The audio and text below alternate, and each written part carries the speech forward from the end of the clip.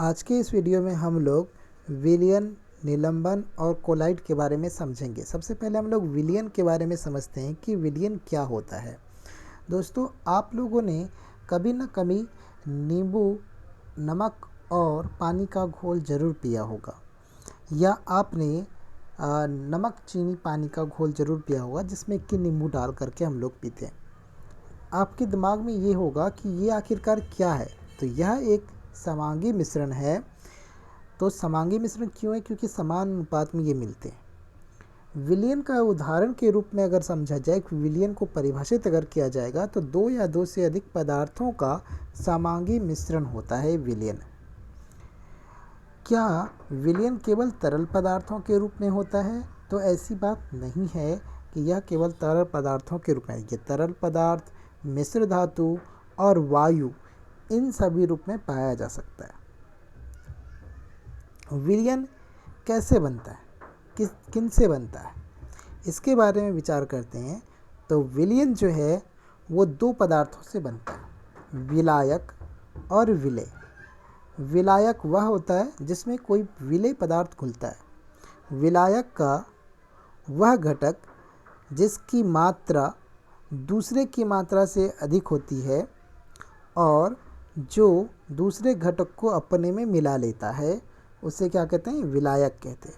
विलेय क्या होता है? विलेय विलयन का वह घटक होता है जिसकी मात्रा प्रायः कम होती है और जो विलायक में घुलता है यानी घुल जाता है, उसे सॉल्वेंट कहते हैं यानी कि विलेय। उदाहरण के रूप में हम लोग समझते हैं, क्या आप आयोडीन और अल्कोहल के विलयन, जिसको कि टिंचर कहते हैं, इसके बारे में समझते हैं। ये क्या होता है? जब आप अल्कोहल में आयोडीन को डालेंगे तो टिंचर तैयार होता है और ये जो टिंचर है ये क्या है? एक विलयन है, क्योंकि इसमें प्रत्येक विलायक में हर एक पॉइंट पे जो है वो पूर्ण रूप से वो घुल जाता है। कौन घुल जाता है भाई? विलेय पदार्थ घुल जाता है। अब देखिएगा कि वात युक्त पेय पदार्थ, जिसको हम लोग कोल्ड ड्रिंक्स बोलते हैं, उसमें विलेय के रूप में कार्बन डाइऑक्साइड गैस रहता है। विलयन के गुण हम लोग समझते हैं कि क्या होता है। क्रियाकल्प के आधार यहाँ हम टिंचर जो है आयोडीन लेते हैं। टिंचर आयोडीन लेने के बाद क्या टिंचर आयोडीन की जो बनावट है वो एक समान है? तो सबसे पहले आता है नहीं इसमें कि ये जो है इसमें जो कण हैं वो सभी क्या है? एक समान रूप से घुले हुए हैं। तो यह एक समांगी मिश्रण होता है, ठीक है, क्योंकि हर एक में जो है इसके समान रूप से कणों का व्यास रहता है, इसलिए यह एक क्या हो गया? समांगी मिश्रण हो गया या समांगी विलयन कह दिया आप। विलयन के कणों का व्यास जो है 1 नैक्रोमीटर होता है, यानी 10⁻⁹ मीटर के पास होता है। जब इस पर आप किसी टॉर्च से लाइट मारते हो तो यह जो प्रकाश की किरणें हैं इससे वो सीधे निकल जाता है, यानी कि इसमें विलयन में के मार्ग में प्रकाश की किरणें जो है वो दिखाई नहीं पड़ती है। तो इससे क्या पता चल गया भाई? तो इससे तीसरा पॉइंट हमारा बन करके आ गया कि इसके कण का जो आकार होता है वो बहुत छोटा छोटा होता है, जिससे कि प्रकाश की किरणें सीधे गुजर जाती है, वह फैलाती नहीं है मार्ग में प्रकाश की किरणों को। यदि आप फिल्टर पेपर से टिंचर को आप क्या करते हो? छानते हो, तो क्या इसके कण आपको फिल्टर पेपर पे प्राप्त होते हैं? तो पता चलता है कि नहीं, इसके फिल्टर पेपर पर प्राप्त नहीं होते हैं, अर्थात इसके कणों को छन्ना विधि के द्वारा पृथक नहीं किया जा सकता है इसके विलेय के कणों को। तो ये बातें हमारे पास क्लियर हो जाती है। अब देखते हैं हम लोग आगे कि इसमें जो इसको अगर यदि आप ध्यान से देखेंगे नग्न आँखों से, तो क्या इसके पार्टिकुलर कण जो है वो दिखाई पड़ते हैं? वो दिखाई नहीं पड़ते हैं।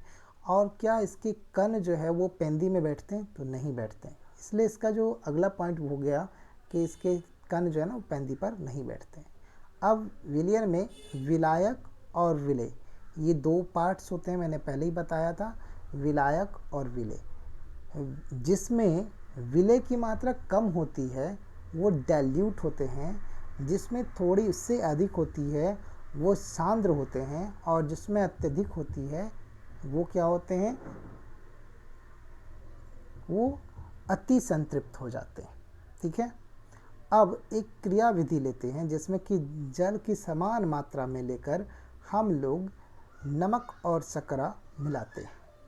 दोनों को समान रूप से मिला करके देखते हैं, दोनों में ट्वाइस 2-2 चम्मच जो है वो शर्करा दे करके मिलाते जाते हैं। मिलाने के बाद हम लोग बहुत देर तक यह लगातार देखते हैं कि कितनी मात्राएं मिल रही है। क्या इस तापमान पर जल में जितना शर्करा मात्रा घोला गया वो बराबर घुल गई? तो पता चला है कि नहीं, इसमें बराबर मात्राएं नहीं घुलती है। एक निश्चित तापमान पर उतना ही विलेय पदार्थ घुल सकता है जितने की उस विलयन की क्षमता होती है। मतलब प्रत्येक विलयन की एक निश्चित क्षमता। दिए गए निश्चित तापमान पर यदि विलयन विलेय को नहीं घुलाता है तो इसका मतलब है कि वह संतृप्त विलयन है, यानी जितना घुलना चाहिए उतना ही घुलाता है, तो वो संतृप्त विलयन हो जाएगा। विलेय पदार्थ की वह मात्रा है जो इस ताप पर संतृप्त विलयन में उपस्थित है, जिसकी घुलनशीलता कहलाती है। मतलब घुलनशीलता किसी का जितना एक निश्चित संतृप्त विलयन की जितनी कैपेसिटी होती है घुलने का, उतना ही घुलना चाहिए, वो उसकी क्या कहलाएगी, विलयनता। असंतृप्त विलयन, अनसैचुरेटेड विलयन क्या होता है? अनसैचुरेटेड विलयन में अपर्याप्त मात्राएं घुली रहती। अब हम लोग क्या करते हैं, 5 डिग्री टेम्परेचर को बढ़ा देते हैं और पुनः नमक और शर्करा को घोलते हैं। ठीक है, तो इसमें यह पता चलता है कि टेम्परेचर बढ़ा देने के बाद जो घुलने की जो मात्रा है, नमक की जो मात्रा जो घुला गया, शर्करा की मात्रा जो घुला गया, वो घुल गया उसमें। निष्कर्षण इससे क्या निकलता है कि दिए हुए एक निश्चित तापमान पर पृथक पृथक पदार्थों का जो विलयन की जो क्षमता होती है वो भिन्न भिन्न होती है। नमक किस प्रकार से घुलेगा और चीनी किस प्रकार से घुलेगा, वो अलग अलग होती है। विलायक की मात्रा, घुले हुए पदार्थ के विलय की मात्रा जो विलयन के किसी दिए गए मात्रा अथवा आयतन में उपस्थित होते हैं, वह उस विलयन का सांद्रता कहलाता है। सांद्रता का अर्थ होता है विलय की मात्रा बटे विलयन। ठीक है, इसे प्रतिशत में इस प्रकार से व्यक्त कर दिया जाता है, जैसा कि आपको डायग्राम में दिख रहा है। आगे हम लोग एक एग्जाम्पल लेते हैं जिसमें विलायक के रूप में जल है और 50 ग्राम शर्करा लेते हैं, चीनी जिसको बोलते हैं। इसमें विलयन की सांद्रता का परिकल्पना करते हैं। आप वीडियो को पॉज करके इसका परिकल्पना करेंगे, इसका परिकलन करेंगे, जिसमें कि आप निकालने का प्रयास करें। हमने इसे निकाल कर बताया है कि कितनी प्रतिशत मात्रा घुली है और किस प्रकार से इसे मिला सकते हैं, बना सकते हैं। विलयन के बारे में जो महत्वपूर्ण बातें हैं वो हम लोगों ने समझा। अब हम लोग समझते हैं निलंबन के बारे में। एक समांगी घोल जिसमें ठोस द्रव प्रक्षेपित हो जाते हैं निलंबन कहलाता है। उदाहरण के रूप में यदि जल में हम लोग क्या करते हैं कि चाक का जो चूर्ण है उसे घोलते हैं, उसे घोलने का प्रयास करते हैं, तो जब हम लोग उसे घोलते हैं तो इस प्रकार का जो मिश्रण कहलाता है वह विषमांग मिश्रण है, क्योंकि चाक का चूर्ण जो है वह पूर्ण रूप से नहीं घुल पाता है। ठीक है, जो कणें नहीं घुल पाती है वो निलंबित कणें कहलाती है। निलंबित कणों पर जब हम अनिलंबित कण जो होते हैं उसे हम साधारणतः आँख से देख सकते हैं। निलंबन के गुण क्या होंगे इसे क्रियाकल्प में देखते हैं। निलंबन एक विषमांग मिश्रण है, सबसे पहला ये समझते हैं। निलंबन के कणों को नग्न आँखों से देखा जा सकता है। इसके बाद हम लोग अगला समझते हैं कि यदि हम इस पर टॉर्च की लाइट को मारें तो यह क्या करता है, प्रकाश की किरणों को फैला देता है। यहाँ पर इसे दृष्टिगोचर हो जाता है, जैसे मार्ग क्या हो जाता है, दृष्टिगोचर हो जाता है। इसे टिंडल प्रभाव भी कहते हैं। ये जो घटना है वो टिंडल प्रभाव भी कहलाता है। और यदि हम कुछ देर तक इसे ऐसे ही थिराने के लिए छोड़ दें तो यह धीरे धीरे तली में बैठ जाता है। इसका मतलब निलंबन जो है वह अस्थायी होता है। अब यदि एक छन्ना पात्र से इसको छन्ना पेपर से यदि इसको छाना जाए तो यह देखा जाता है कि इससे जल जो है वो अलग हो जाते हैं और निलंबित कण सेपरेट हो जाते हैं, यानी कि पृथक हो जाते हैं। यहाँ पर इन बातों को बातें भी समझ में आ जाती है। अब देखते हैं कोलाइड के बारे में। कोलाइड के बारे में हम लोग जानकारी लेते हैं। बच्चों, इसमें ध्यान से समझने वाली बात है। कोलाइड के लिए हम सबसे पहले जल लिए। अब इसमें हम लोग क्या करते हैं कि दूध की जो है वो बूंदें डाल देते हैं। देखते हैं जब दूध की बूंदें डाल देते हैं तो दूध की बूंदें समान रूप से उसमें घुल जाता है। क्या आप दूध के कणों को देख पाएंगे? ये आपके माइंड में एक सवाल उठ जाता है कि क्या आप उसे देख पाते हैं? नहीं।